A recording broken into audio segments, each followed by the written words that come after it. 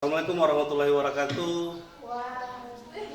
Saya Wawan Idris Gintulangi, mahasiswa PPG dalam jabatan kategori 1 tahun 2023. Hari ini Kamis 18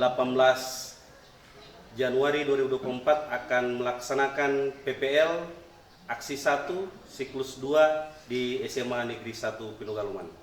Terima kasih. Assalamualaikum warahmatullahi wabarakatuh. Waalaikumsalam warahmatullahi wabarakatuh. Apa kabar hari ini? Luar biasa. Sehat semua? Sehat. Iya, terima kasih.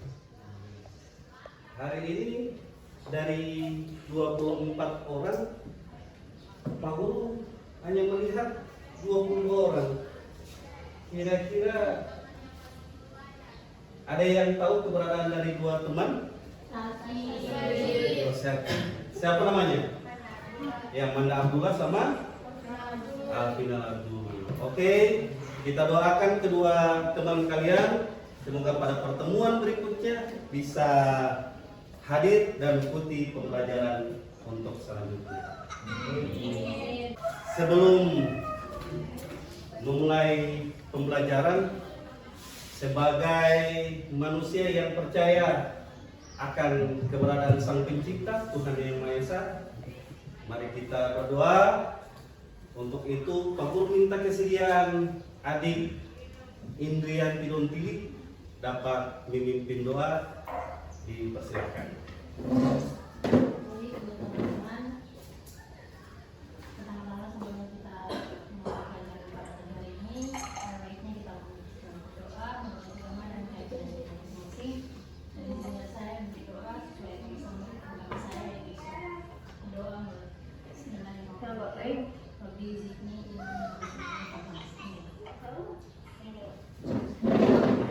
Terima kasih adik ini. Baik adik-adik, untuk memupuk jiwa nasionalisme kita, semangat patriot kita, supaya dalam proses pembelajaran kita tetap semangat dari awal sampai akhir, mari kita menyanyi bersama. Silakan berdiri semua, kita menyanyi lagu sorak-sorak.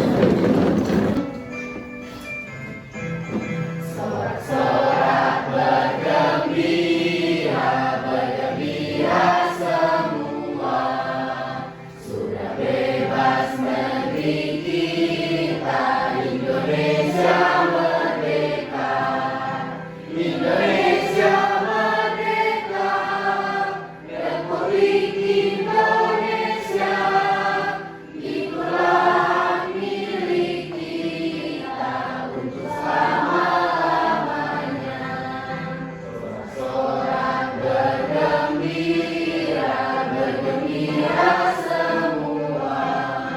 Sudah bebas negeri kita, Indonesia merdeka.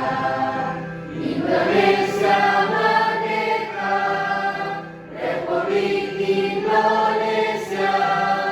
Itulah hak milik kita untuk selama-lamanya. Ya, terima kasih. Beri aplaus dulu. Silakan duduk kembali. Baik adik-adik, sebelum kita masuk pada proses pembelajaran hari ini, untuk mengukur sejauh mana tujuan pembelajaran sebentar nanti akan dicapai, maka sejauh mana adik-adik dapat mengetahui materi hari ini, Pak Guru akan memberikan tes awal sebagai bentuk untuk mengukur kompetensi awal dari adik-adik. Ya, silakan diisi.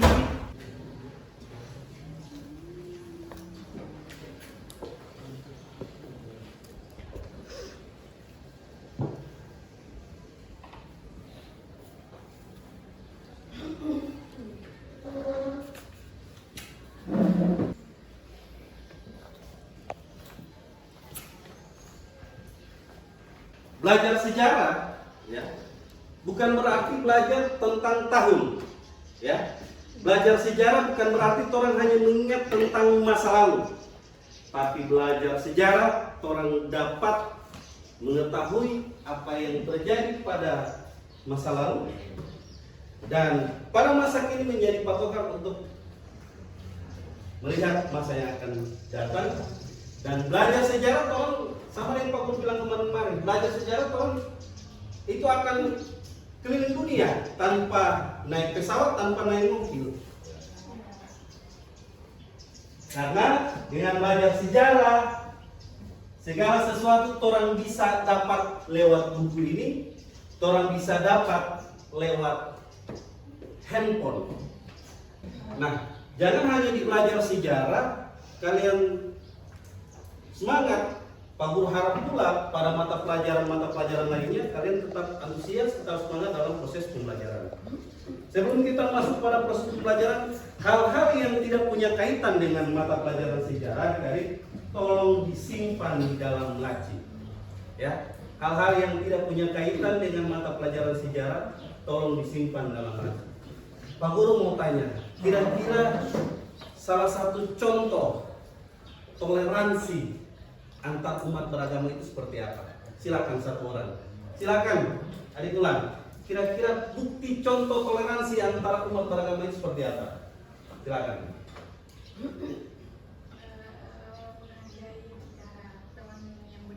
Oh, iya, saling menghargai ya. Menghargai ketika ada salah satu teman yang beribadah dan menghargai agama yang dipeluk oleh salah satu teman kita, itu salah satu bukti toleransi antar umat beragama. Ya, oke, baik adik-adik, pembelajaran hari ini, alur kegiatan pembelajaran hari ini kita awali dari pendahuluan tadi, kemudian pada proses selanjutnya adik-adik akan mengamati gambar dan video, kemudian selanjutnya akan ada diskusi kelompok. Nanti Pak Guru akan membagi dalam diskusi kelompok. Kemudian akan melakukan penyelidikan permasalahan yang diberikan melalui LKPD, kemudian diskusi pemecahan masalah, presentasi, dan terakhir evaluasi. Dalam proses pembelajaran ini Pak Guru menggunakan model pembelajaran problem based learning dengan pendekatan STEAM, TIPEC, dan scientific. Artinya proses pembelajaran ini ada kolaborasi antara media kemudian penggunaan IT. Oke. Dalam proses pembelajaran ini pula Pak Guru akan melakukan penilaian sikap, bagaimana adik-adik dalam sikap berdiskusi, kemudian pengetahuan dalam proses diskusi dan terampil dalam diskusi. Di samping itu pula adik-adik akan melakukan penilaian diri sendiri. Ya. Hingga Pak Guru berharap pada penilaian diri sendiri ini jujur, ya, harus jujur. Jujur itu penting dan akan menilai teman sebaya, sesama teman. Baik adik-adik, perhatikan gambar berikut ini. Apa yang terlintas di benak adik-adik ketika melihat gambar ini? Ayo silakan. Kira-kira apa yang terlintas di benak adik-adik? Silakan pasang tangan supaya bagus dari proses. Ya, silakan adik bukti. Kira-kira apa yang terlintas? Aksi demonstrasi yang dilakukan oleh mahasiswa. Oke, aksi demonstrasi. Ada yang lain? Ada yang lain? Apa yang terlintas ketika melihat gambar ini? Ya, silakan adik. Ada gambar gedung DPR. Ada gambar gedung DPR. Oke, good. Ada lagi? Ada Silakan adik ini. kekacauan mahasiswa dengan banyaknya protes tentang perubahan. Oke, kekacauan sehingga mahasiswa menuntut sebuah perubahan. Beri aplaus dulu untuk kalian semua. Terima kasih. Apa yang disampaikan oleh Mufti, apa yang disampaikan oleh Adi, dan apa yang disampaikan oleh Indi tadi, itu semua benar.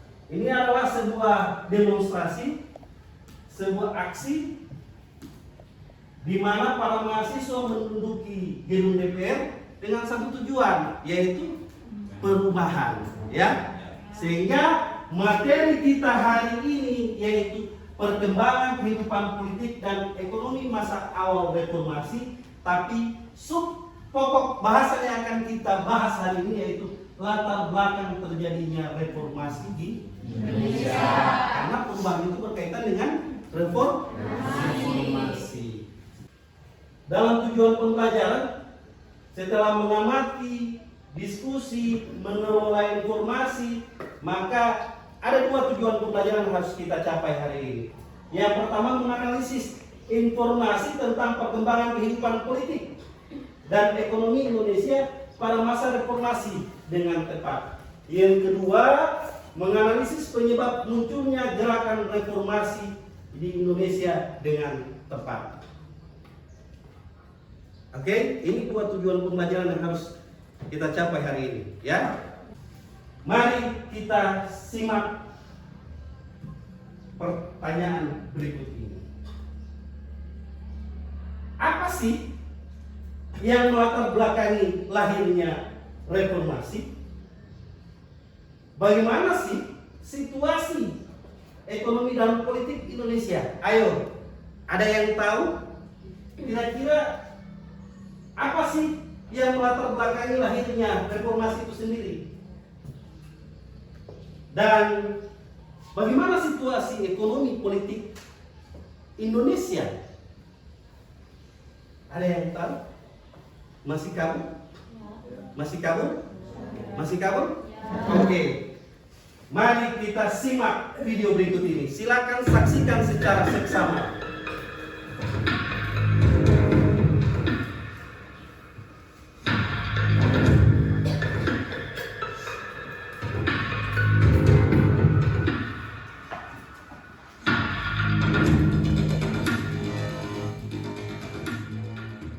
Kira-kira apa yang terlintas di benak adik-adik setelah mengamati video tadi?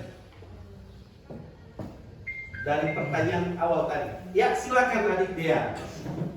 Dari video yang saya amati tadi, ada terjadi 5 peristiwa sebelum Presiden Soeharto lengser dari jabatannya. Yang pertama itu ada krisis moneter yang terjadi pada tahun 1997. Yang kedua ada demo besar-besaran yang terjadi di kota besar. Yang ketiga ada kerusuhan dan pembakaran pada tanggal 15 Mei. Yang keempat, Harmoko mendesak Presiden Soeharto turun dari jabatannya. Dan yang kelima ada 14 menteri mundur secara bersama-sama. Dari yang saya simak video tadi, simbolnya adanya perubahan drastis yang terjadi pada negara melalui ekonomi, sosial budaya maupun politik. Oke, terima kasih. Beri aplaus untuk tadi. Ketika terjadinya krisis ekonomi Asia, krisis ekonomi di Thailand, sehingga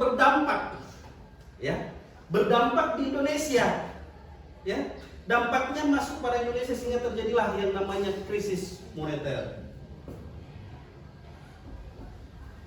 Terjadinya nilai tukar rupiah anjlok terhadap dolar. Hutang luar negeri Indonesia itu lebih tinggi, lebih banyak. Kemudian bahan pokok pun susah didapat. Sehingga itu bisa terjadinya krisis sosial pun, krisis kepercayaan terhadap pemerintah. Terjadinya krisis politik, terjadinya krisis hukum. Itu semua adalah bagian dari krisis multidimensional yang terjadi di Indonesia pada akhir masa pemerintahan Soeharto. Mari kita simak video berikut. Gelombang krisis moneter menerpa Indonesia sejak pertengahan 1997.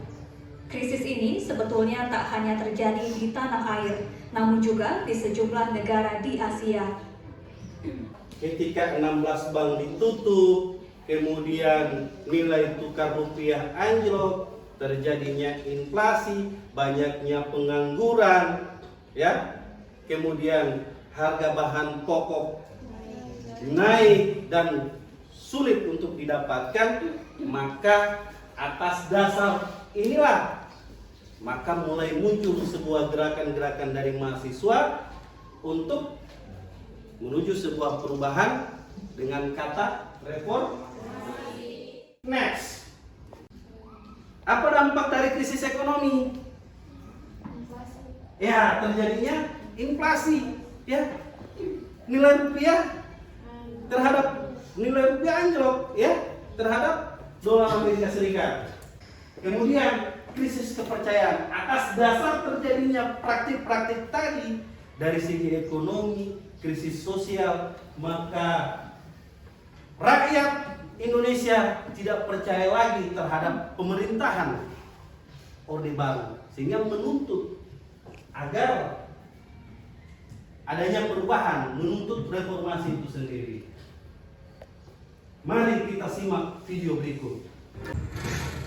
Aksi ini sendiri sudah dimulai sejak pagi hari. Secara bergelombang, ribuan massa mahasiswa dari sejumlah kampus berdatangan. Tak hanya para mahasiswa, sejumlah tokoh yang bergabung dalam gerakan reformasi nasional juga mendatangi kompleks parlemen. Dalam tuntutannya, para mahasiswa pada intinya mendesak Soeharto untuk mundur dari jabatan presiden. Para mahasiswa berhasil menduduki gedung DPR MPR. Untuk apa? Dengan tuntutan reformasi mereka. Yang pertama, suksesi kepemimpinan nasional.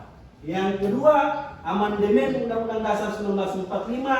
Yang ketiga, pemberantasan korupsi. Yang keempat, penghapusan di fungsi ABRI. Yang kelima, penegakan supremasi hukum.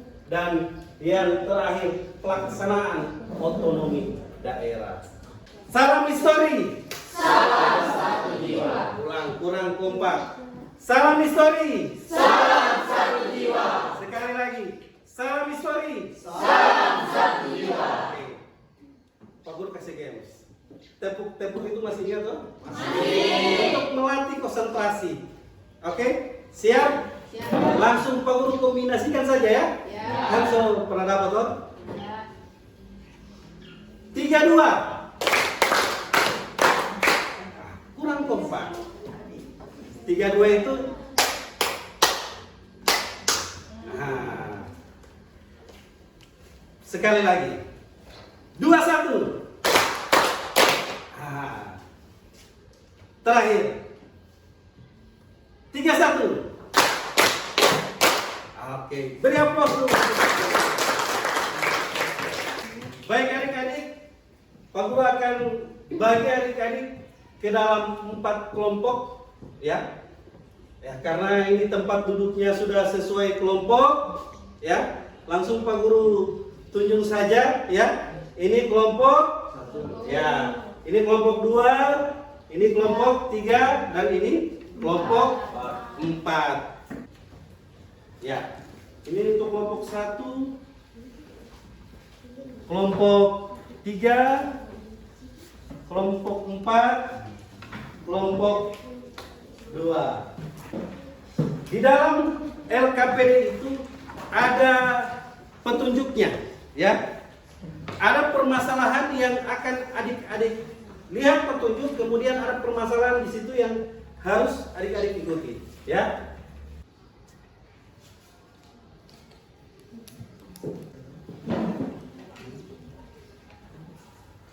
Oke. Ini silakan adik-adik. Ini kan ada permasalahan, orientasi masalah. Ini silakan adik-adik simak, ya. Simak apa yang menjadi orientasi masalah ini. Kemudian silakan simak materi yang ada, ya, sebagai bahan pendukung. Kemudian amati gambar yang ada ini, kemudian hubungkan dengan apa yang menjadi masalah. Kemudian tuliskan hasil nulis dan kesimpulannya. Oke? Ya. Jadi silakan ini. Ini kan permasalahannya, atau silakan disimak, diamati. Kemudian amati gambar. terkait dengan politik, ekonomi, hukum, dan sosial. Kemudian adik-adik akan mengumpulkan data dan atau informasi. Kemudian adik-adik akan diskusikan sebentar nanti terkait dengan apa yang menjadi, ini kan ada permasalahan yang diangkat ini, ya. Silakan.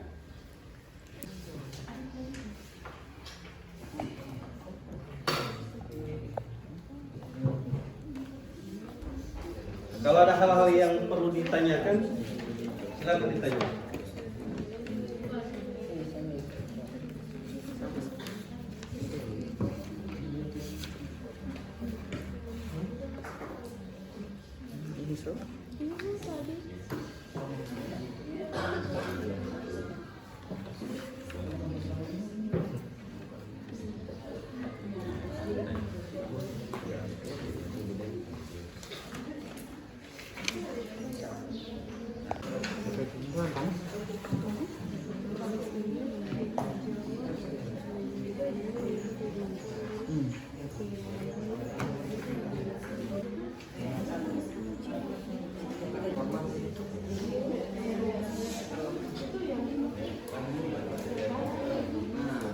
Baik, mari kita simak dan dengarkan yang menjadi hasil diskusi dari kelompok 1 untuk disajikan. Silakan diberikan waktu dan kesempatan pada kelompok 1 untuk menyajikan hasilnya. Krisis multidimensional tidak hanya memberikan dampak bagi aspek sosial. Ya, sekian hasil analisis kami. Terima kasih. Wassalam.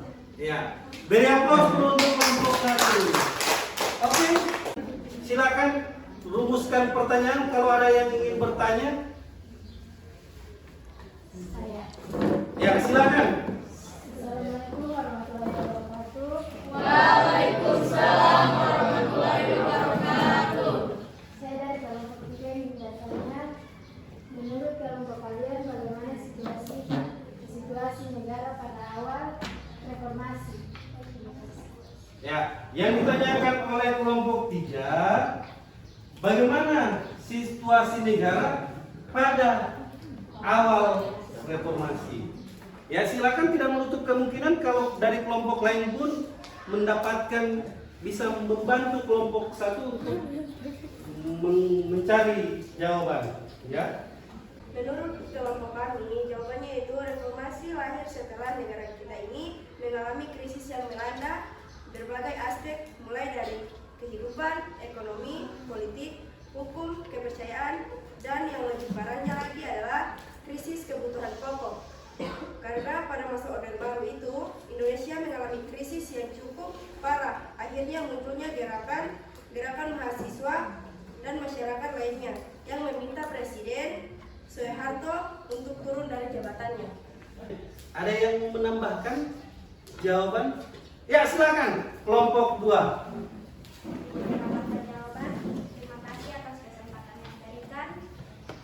Tambahan dari saya yaitu Presiden Soeharto dipaksa turun dari jabatannya oleh para demonstran akibat banyaknya masalah yang muncul pada masa kepemimpinannya. Era Orde Baru, salah satu masalah yang terjadi saat itu adalah krisis moneter. Sekian, terima kasih. Oke, beri aplaus dulu untuk kelompok 2. Kira-kira kelompok penanya bagaimana hasil yang telah dikemukakan tadi? Cukup atau kurang? Cukup? Bisa dipahami ya? Oke, beri aplaus dulu untuk kalian semua. Dampak ekonomi meliputi menurunnya pertumbuhan ekonomi, meningkatnya inflasi, menurunnya nilai tukar rupiah. Yang kedua, dampak politik meliputi keruntuhan Orde Baru, lahirnya era reformasi. Yang ketiga, dampak hukum meliputi reformasi hukum.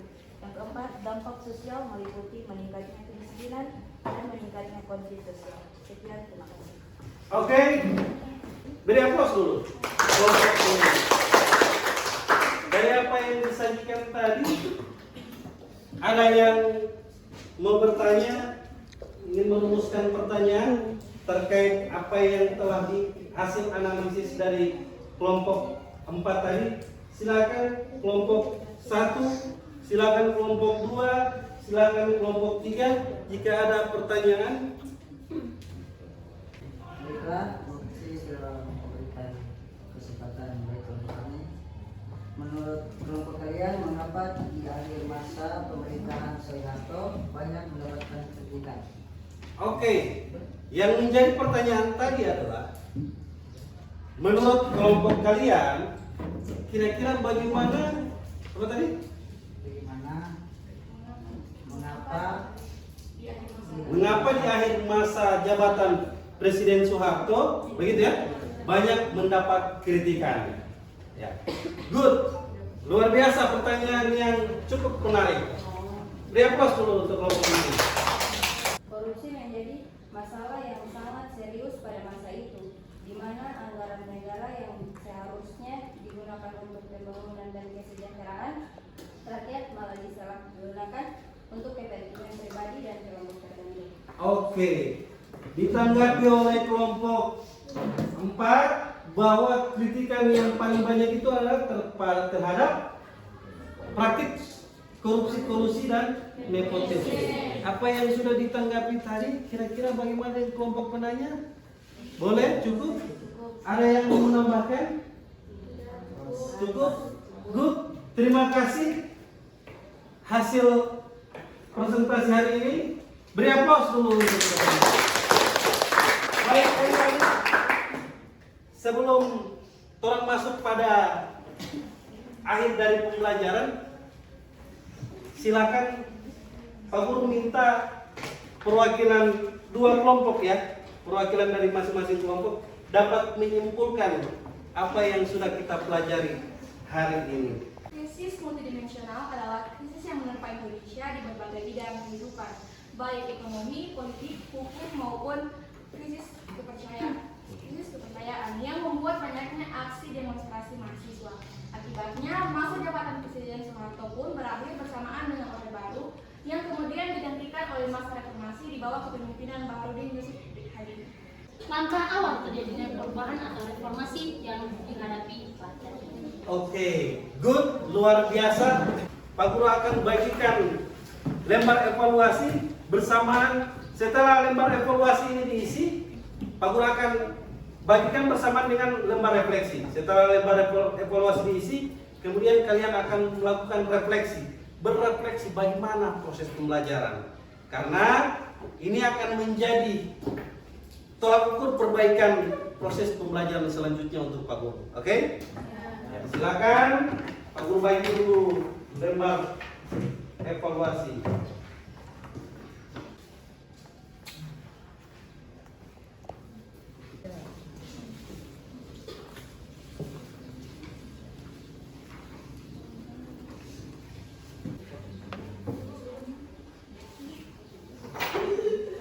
Letakkan di masing-masing meja. Oke.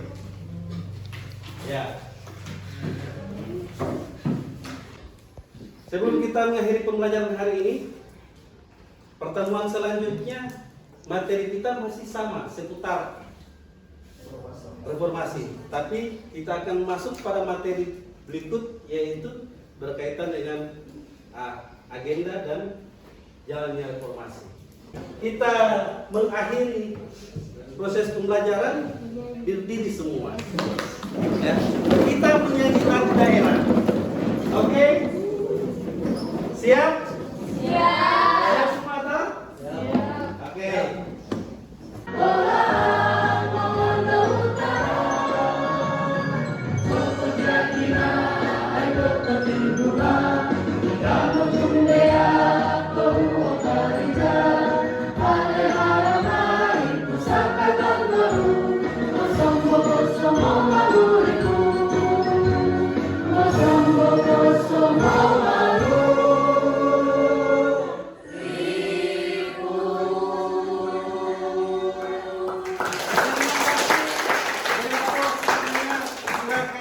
Duduk kembali untuk mengakhiri proses pembelajaran hari ini, supaya apa yang kita dapat kita syukuri, maka kita tutup dengan doa. Baiklah, seperti itu di pembelajaran hari ini kita berdoa menurut agama dan kepercayaan kita masing-masing. Doa mulai.